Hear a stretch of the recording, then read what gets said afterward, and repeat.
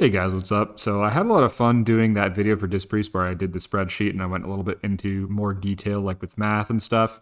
And I've had a lot of questions since I released the Holy Paladin guide about like gearing, stats. So I just thought I'd go a little bit into depth more about that. And I did do an entire spreadsheet for Holy Paladin. You can see it's a little bit nicer looking, a little bit more organized than the Disc Priest one. I'm going to do a video here just going in a little bit into like what I found, what I learned from this project. And then I'm probably going to do a second video going into gearing and stat priorities. So I'm going to go super in depth in that. But first, if you don't care about that, like the math stuff, you just want like the takeaways, I'm just going to go a little bit into like what I found here that's super interesting. So I modeled like Word of Glory versus LOD pretty in depth. And basically LOD is better in like almost every scenario. If you really do need both talents for WoG, and even then WoG is only better than LOD in like very corner case scenarios if you aren't going to hit very many targets with LOD, and if the target you're WoGing is below 35%, or if it's like obviously a super emergency situation where you need an instant heal on a target. But like usually flash heal is going to be a better emergency heal than WoG, and then you can just spend that holy power on LOD anyways. LOD is also very strong at tank healing. It's like better in a lot of ways than WoG as a tank heal in most circumstances. So something interesting there. There's just not that many scenarios where WoG is actually usable at all. I also found that Power of Radiance 3 of 3 is actually very good to have. I would probably recommend taking 3 points in it in almost every Holy Paladin build, which is a little bit of contradiction to what I recommended in the guide. If you ever want a tank heal at all, casting direct heals into your beacon target when you have Tower of Radiance is just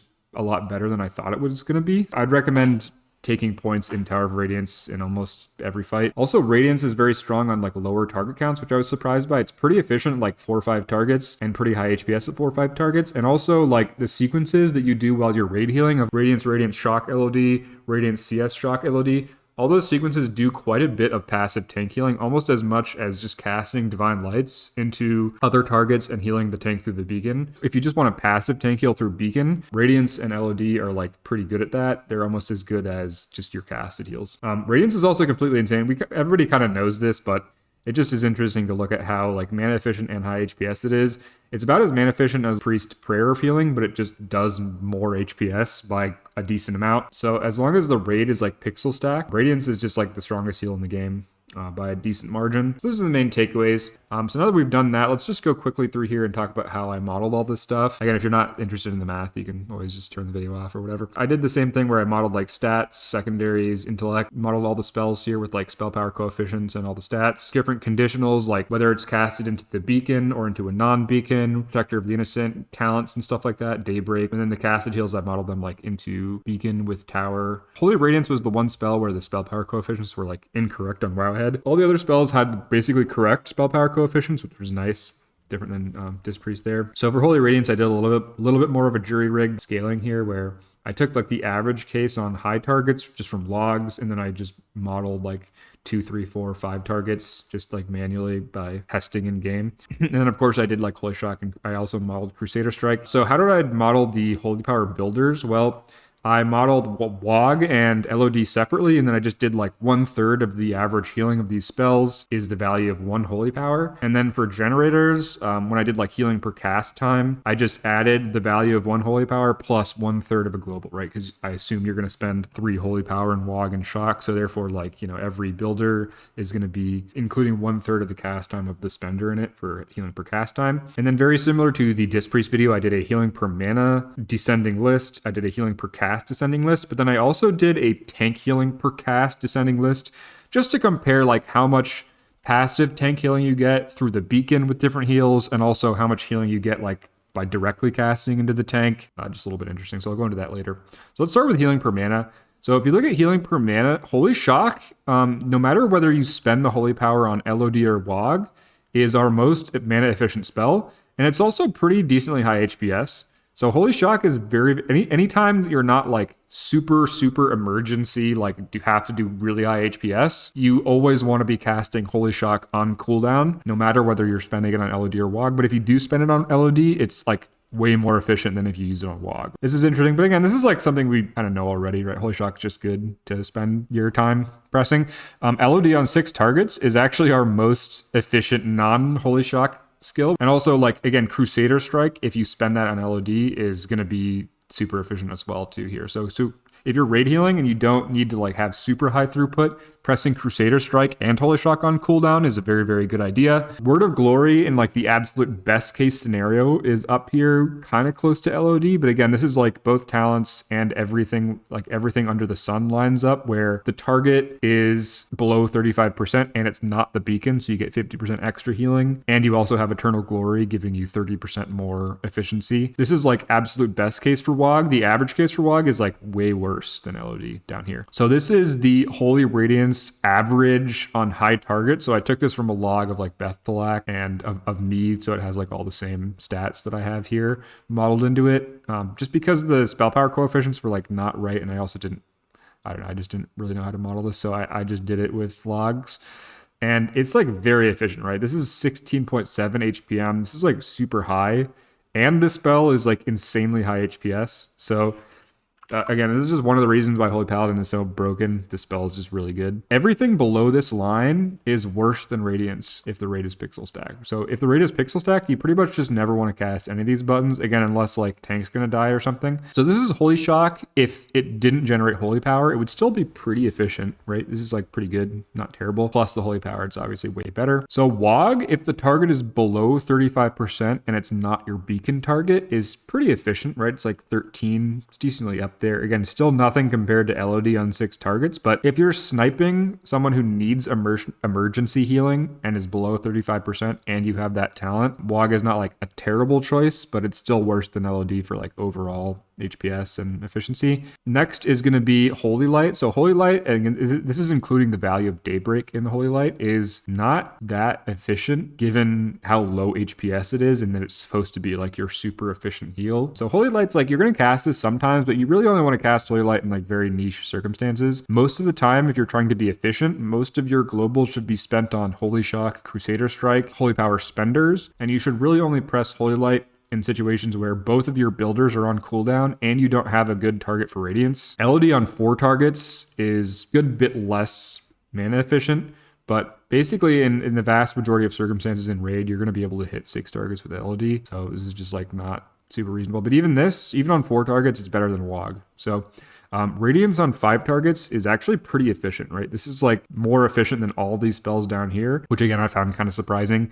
And it's also like pretty high HPS, right? It's like way up here in terms of HPS. Everything, all your like other filler spells are way below it. So even on 5 targets, you're kind of good. It's actually kind of good to press Radiance, which again, I was a little bit surprised by it being this efficient. So WoG, if you have Eternal Glory, is like, okay, it's 11, it's not terrible. WoG baseline, 9.7.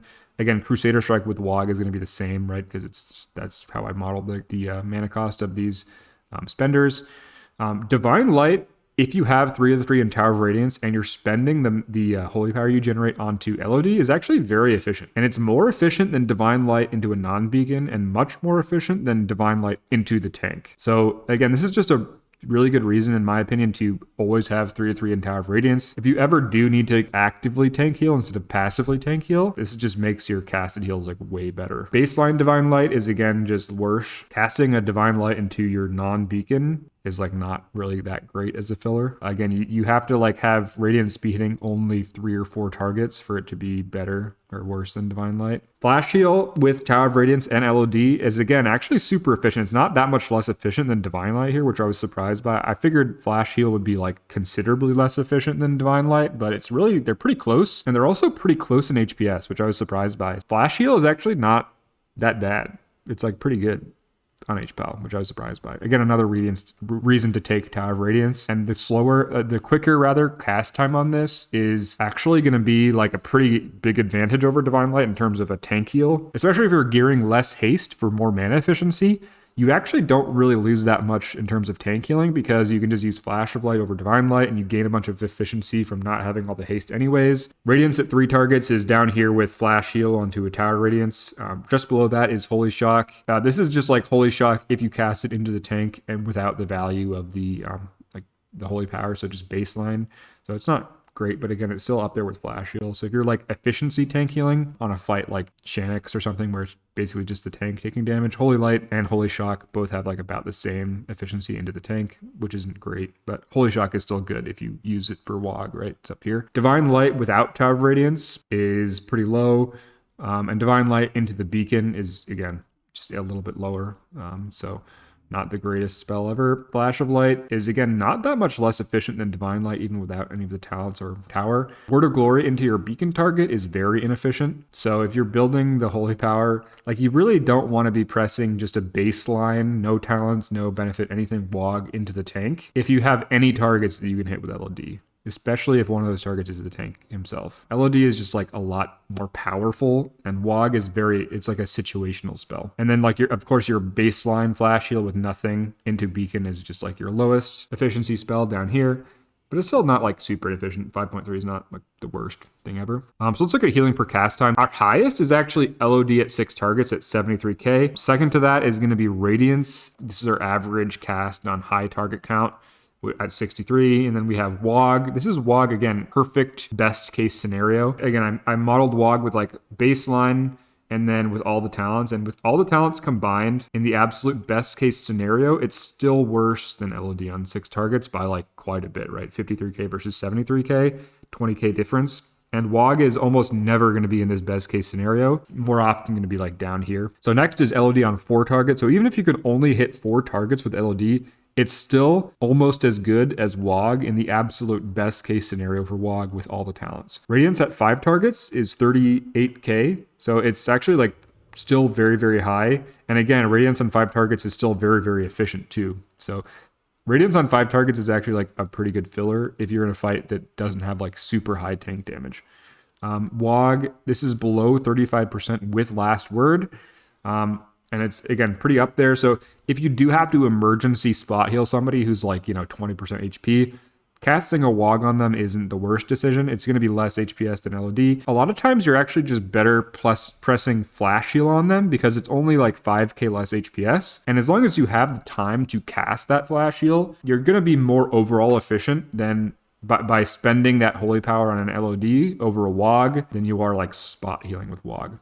Holy Shock into LOD is actually high, 32k, right? So even if there's pretty high raid damage, if you're not in the last couple ticks of the Bethelak Ember Flare in the last phase where you just have to be spam raid healing, you almost always want to weave in Holy Shocks between your Holy Radiances in super high raid damage fights. Flash Heal and Divine Light have almost the same HPS, which I was surprised by. There's only like 2k HPS spread here. They're really pretty similar in HPS and efficiency, so you can really kind of use either one for the most part in terms of tank healing. They're really pretty close, which I was surprised by. I assumed Divine Light would be a lot more mana efficient than Flash Heal, but it's really not. WOG onto your Beacon target is pretty low. Holy Shock, if you're going to spend the Holy Power on WOG, is also, pretty low. Flash of Light onto Beacon and Divine Light on Beacon. Again, these are just like the full tank healing portion. So this is, again, just like 2k spread here. Pretty close in HPS.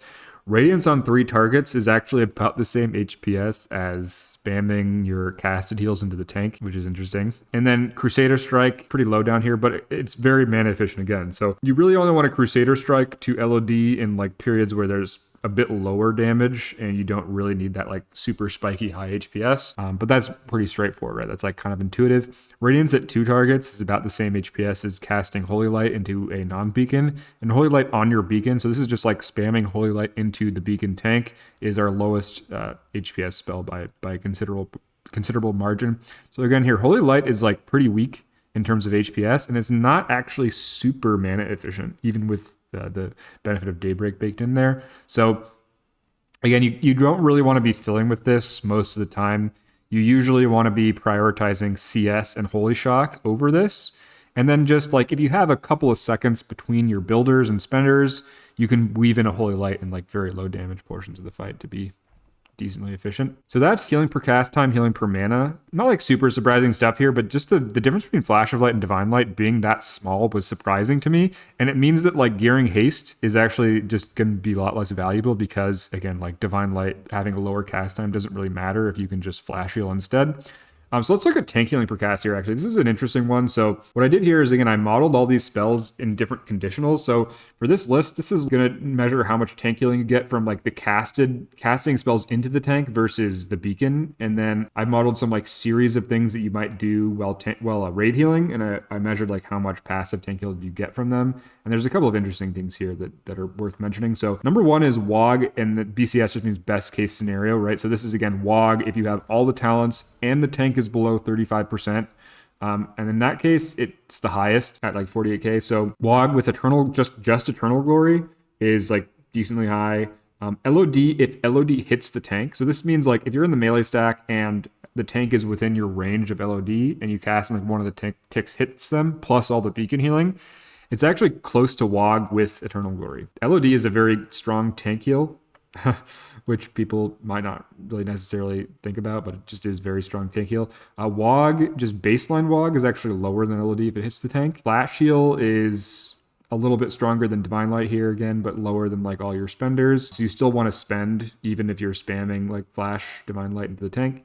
LOD, this is if it hits 6 players but doesn't hit the tank. So this is just purely the beacon healing from LOD is like 22k. So LOD is a better tank heal than Divine Light in terms of like healing per cast time. So if you are spamming Divine Light into the tank with Tower of Radiance, you want to take a break to press a spender, even if that spender is LOD. So WOG, just the beacon healing from WOG is about 10k, which is about the same as a Holy Shock into the tank. Divine Light and Flash of Light both do about like 80, it's 8200 to 8700 tank healing per second into.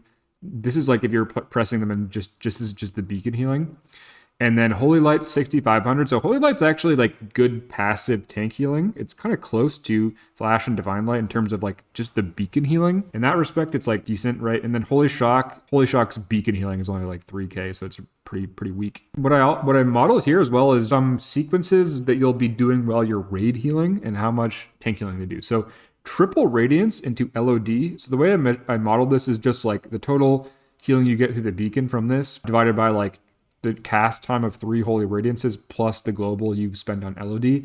And so this sequence, which is your maximum raid healing sequence, so the most raid healing you can ever do, will still do about 5,000 HPS passively into the tank, which is pretty good, right? That's like Life Bloom plus Rejuve or something, maybe a little bit less than Life Bloom plus Rejuve. Double Holy Radiance into a Holy Shock on the tank into LOD is 7,400 HPS, so that's like pretty good too, right? And this is like almost full raid healing. Radiance into Crusader Strike into Shock into LOD. So this is like a conservative mana saving raid healing profile. That does 8,500 HPS into the tank. So this is like high, right? This is almost as much as beacon healing from spamming Divine Light, and it's more than beacon healing from spamming Flash Heal. Your conservative mana saving raid healing rotation does like a lot of tank healing. This is because LOD is so good at tank healing.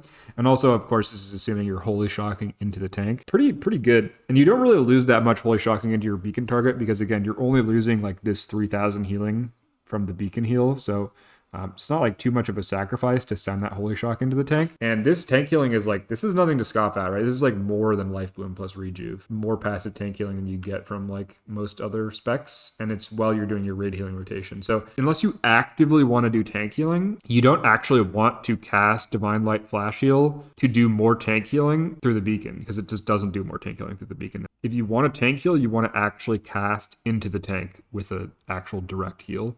And in that case, you always want to have Tower of Radiance 3/3. So that's some interesting stuff about tank healing there. Again, just kind of impressive how much passive tank healing you do while raid healing. And also, Divine Light and Flash Heal into Beacon just don't do that much tank healing compared to your raid healing rotation. All right, so now we talked about like all the spells and all of our like charts and everything. I just want to go a little bit over how I like modeled stuff and just go into this like super rudimentary sim here to maybe convince you a little bit that all these calculations are accurate. So I modeled here like all the healing buffs you get from your talent. So Walk in the Light's 10%, Seal of Insight's 5%, Divinity is 6%, Conviction is 9%. So total you have like about a 33.5% aura buff to all your healing from all these like talents and like your spec stuff. So this is like a multiplier that I use for all this stuff. What I did down here is I basically just took this log of mine, which again has like identical secondary stats to the stats that I put into the sim here. And then I just counted casts of all the healing spells and all the stuff that like costs mana, right? That's meaningful. And I basically just did to calculate like the total healing over the fight length. I just did like the number of casts times like what I calculated for the average healing of each spell to be based on these stats. And then at the bottom, I added it all up. And then here, I added a couple of multipliers for things that I didn't model in the spreadsheet here. So Protector of the Innocent is about 6% healing, so I just added 6% for that. And then I also added some modifiers for like wings, Divine Favor and the spell power buff, which I didn't choose to model. I basically modeled all this stuff raid buffed plus self buffed with kings, with flask and food buff, but without the other raid buffs because I was too lazy to get the other raid buffs. But I added them into like the secondaries as well. So I added just some multipliers for this stuff, which ended up being like maybe 20% extra on average. And then I also added the amount of HPS that I estimate from Power Torn and gloves. So I estimated for every point of intellect gives you on average 4.2 HPS. So I basically just did like the average intellect that Power Torrent gives you is 130. The average intellect that gloves gives you is 72.8. This was the uptime from the log. And then I just, multiplied 4.2 by that times the fight length. And so I estimated Power Torrent gave me 250k extra healing, and gloves gave me like 140k extra healing. So you add all this stuff up, and then you multiply by the fight length, which in this case was 461 seconds, and I got 38,000 HPS raw. So the log has 38.6 thousand HPS. This whole construction here that I did to estimate healing done was within 400 HPS of reality, which I think is decent. And then of course I also estimated like the amount of mana spent on healing spells plus like judgment. There's a little bit of extra here from random spells. Maybe you press wall that casts like 400 mana. And this is actually kind of interesting. I calculated the average healing per mana over the course of the fight was like 21, which is super high. So what this sheet will do is like if I put in different stats, it will do like an estimated overall HPS and HPM, which I think is interesting. Again, I'll go more into this when I talk about stat weights in the next video, but it's just kind of interesting to see that it was within like 400 HPS of the actual log just based on all this modeling, so I think that proves it's like decently accurate, right? So those are the main things I discovered about HPAL from doing this sheet, minus the stat priorities, which again, I'll be doing a second video on, and like gearing and stuff like that. So I hope you enjoyed the video. If you did, send a like, subscribe, etc. All the YouTube stuff. Thanks for watching. Swobu, Zug Zug.